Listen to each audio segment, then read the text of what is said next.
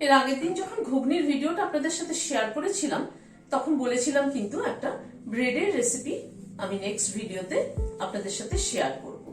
ঘুগনির সাথে কিন্তু ব্রেড খেতে দারুণ লাগে, আর ঘরে বানানো ব্রেড যে এত ভালো হয় সত্যি কিন্তু না যদি বানান তাহলে কিন্তু বিশ্বাস করবেন না। আমি এতটুকু বাড়িয়ে বলছি না, মানে এই ব্রেড বানালে পরে এই ব্রেড খেয়ে কিন্তু বাইরের ব্রেড একদমই ভালো লাগবে না খেতে, মানে কেনা ব্রেড। চলুন তাহলে আজকে দেখতে থাকি কি করে বানালাম ব্রেডটা। ইস্টটাকে অ্যাক্টিভেট করার জন্য এখানে একটা বাটি নিয়েছি, তাতে 1/4 কাপ জল দিলাম। মেজারিং কাপ ইউজ করতে হবে ব্রেড বানানোর জন্য, সবসময় কিন্তু এই মেজারিং কাপ খুব জরুরি। জলটাকে হালকা ঈষদুষ্ণ গরম করে নিলাম, মাইক্রোওভেনে 30 সেকেন্ড চালিয়ে নিলাম। এখানে 2 টেবিল চামচ চিনি আছে, গুঁড়ো চিনি, চিনিটা দিয়ে দিলাম, দিয়ে একটু গুলে নিচ্ছি। 1 টেবিল চামচ ইস্ট দিলাম, ইস্টটাকে ভালো মতো একটু গুলে নিচ্ছি। এবার এটাকে একটা ক্লিং র্যাপ দিয়ে ঢেকে দিলাম।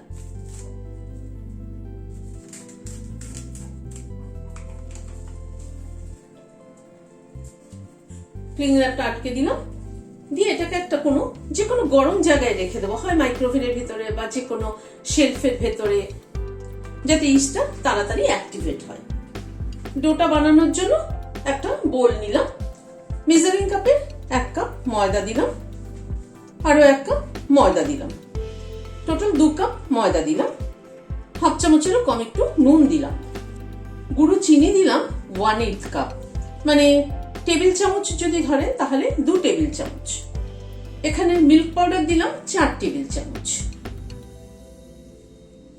সবকিছুকে একবার একটু মিশিয়ে নিচ্ছি।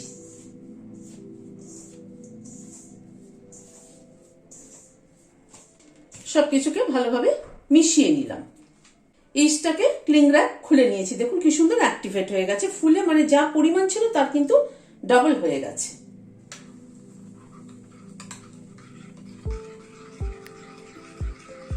ইস্টটাকে একটু গুলিয়ে নিলাম, নিয়ে ময়দার মধ্যে দিয়ে দিচ্ছি।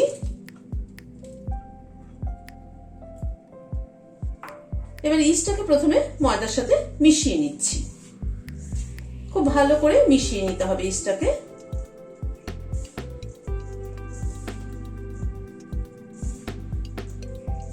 এইভাবে হাত দিয়ে ডলে ডলে কিন্তু পুরো ইস্টটাকে ভালো করে ময়দার মধ্যে মাখিয়ে নিতে হবে। ইস্টটাকে ভালো মতো ময়দার মধ্যে মাখিয়ে নিলাম, দেখুন ময়দাটা একদম কিন্তু ঝুরঝুরে লাগছে। মেজারিং কাপের 1/2 কাপ দুধ, নর্মাল টেম্পারেচারে থাকা দুধ দিয়ে দিলাম। দুধটাকে দিয়ে মেখে নিচ্ছি।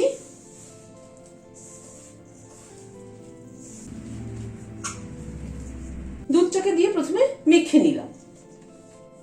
এখানে মেজারিং কাপে 1/8 কাপ জল দিলাম। এবার ময়দাটাকে ভালো করে মাখতে হবে।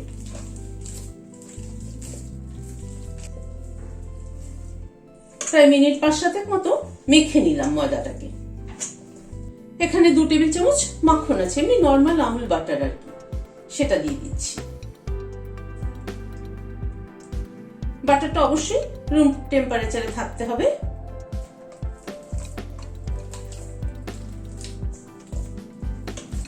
বাটারটাকে দিয়ে ভালো করে মিশিয়ে নিচ্ছি। বাটারটাকে দিয়ে ভালো মতো মেখে নিলাম। এবার ডোটাকে এরকম করে একটু রাউন্ড শেপ দিয়ে নিচ্ছি।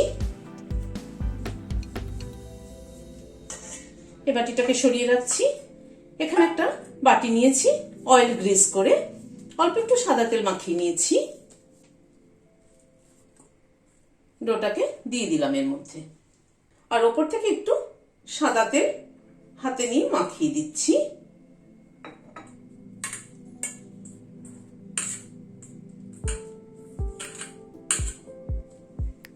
এবার একটা ক্লিং র্যাপ দিয়ে এটাকে ঢেকে দিচ্ছি।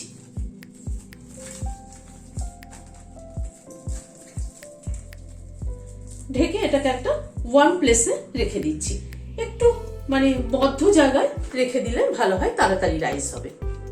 ডোটা দেখুন কি সুন্দর রাইজ হয়েছে, পুরো একদম ডাবলেরও বেশি হয়ে গেছে। এবার ক্লিং র্যাপটা খুলছি।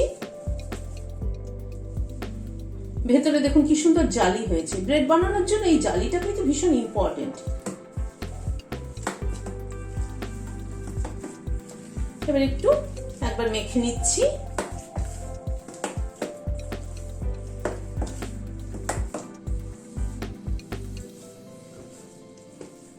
একটু ময়দা ছড়িয়ে নিচ্ছি।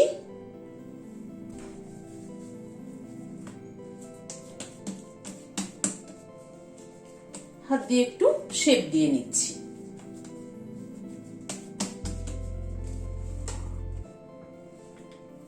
এবারে রোলিং পিনটা দিয়ে বেলছি। আপনাদের কাছে নরমাল যেরকম বেলনা আছে তাই দিয়ে করবেন, আমার কাছে এটা আছে তাই আমি এটা দিয়ে করছি।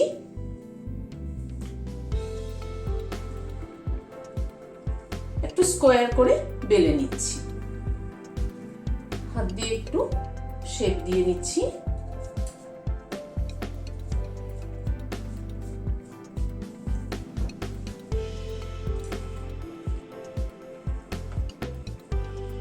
সাইড থেকেও একটু বেলে নিচ্ছি।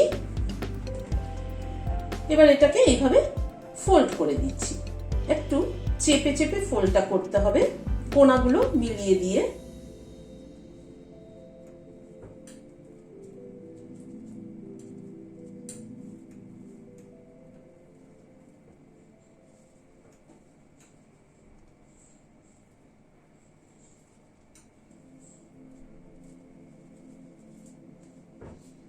তারপরে এই লাস্ট এন্ডটাকে এইভাবে একটু চেপে দিতে হবে।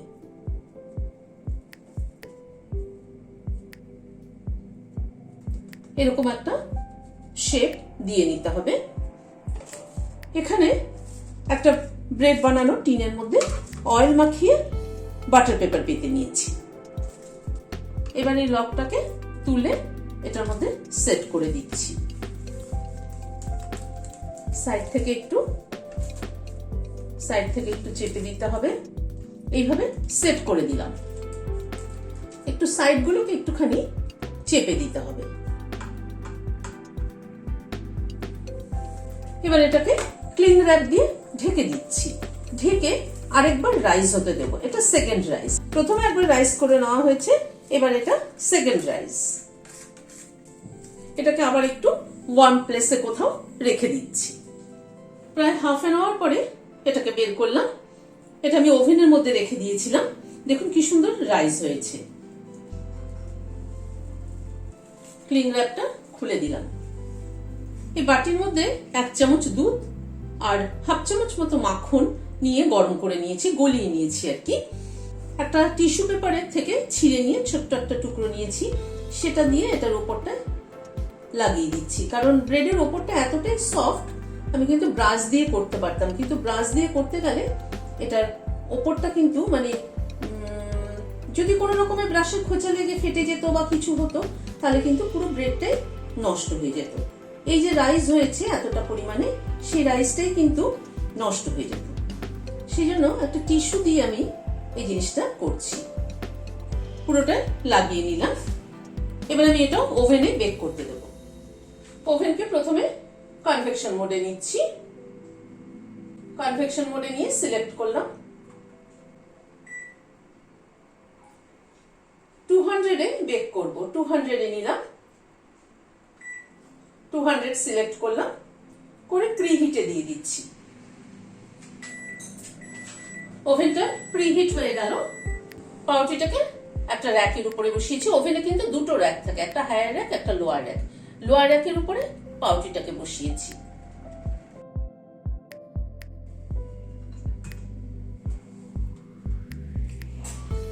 ওভেনের দরজা বন্ধ করে দিলাম, দিয়ে 15 মিনিট সেট করছি। স্টার্ট করে দিলাম।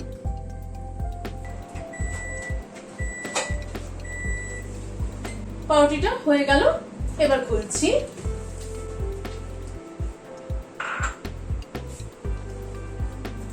দেখুন কি সুন্দর ব্রেড হয়েছে। ঘরে তৈরি এটা এত সুন্দর ব্রেড হয়, এ না বানালে বিশ্বাস করা যায় না।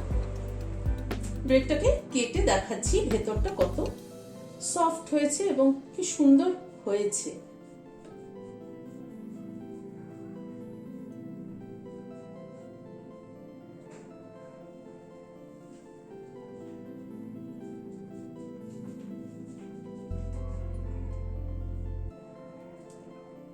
এরকম হোমমেড ব্রেড হলে কিন্তু আর কিছু লাগে না, শুধু টোস্ট করে মাখন দিয়ে খাওয়া হয়ে যায়, মাখনও লাগে না, চায়ের সাথে এমনি খাওয়া হয়ে যায়। রেসিপিটি যদি ভালো লেগে থাকে তাহলে একটা লাইক এবং সাবস্ক্রাইব করার অনুরোধ রইল। আজ তাহলে এখানে শেষ করছি।